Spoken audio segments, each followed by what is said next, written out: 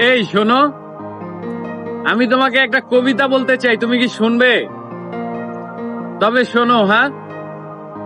যাকে দেখে আমি হয়ে উঠেছিলাম জোনাকি থেকে জ্যোৎস্না, যার প্রেম পাওয়ার জন্য পৃথিবীর প্রেমে পড়া হলো না, জগৎকুল নাম দিল তার প্রেমিকা।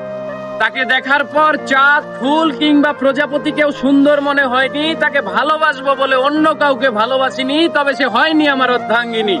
আহ, কি ছিল তার মহিমা! জগৎকুল নাম দিয়েছিল তার প্রেমিকা। সে তো হারায়নি, বরং আমি হারিয়েছি আমায়। সে বলেছিল ভালোবেসে পাল্টে দেব তোমায়, বিচ্ছেদের জামানায়। আহা হা, এর বিপরীতে আমার মুখে সিগারেট আর কবিতাই মানায়। ভালোবেসে হারালাম আমায়। তাকে করা স্পর্শ অথবা তার করা ক্ষিপ্র চুম্বন যেন লেগে আছে আজও ঠোঁটের কোণে। শুধু নেই নেই সেই অনামিকা, যার নাম দিয়েছিল জগৎকুল প্রেমিকা। আমি শুনেছিলাম এ পৃথিবীর মানুষেরা চাইলে সবকিছুই হতে পারে, তাই আমি চাঁদ, সূর্য, মহাবিশ্ব চাইনি হতে। শুধু চেয়েছিলাম এক জনম তোমায়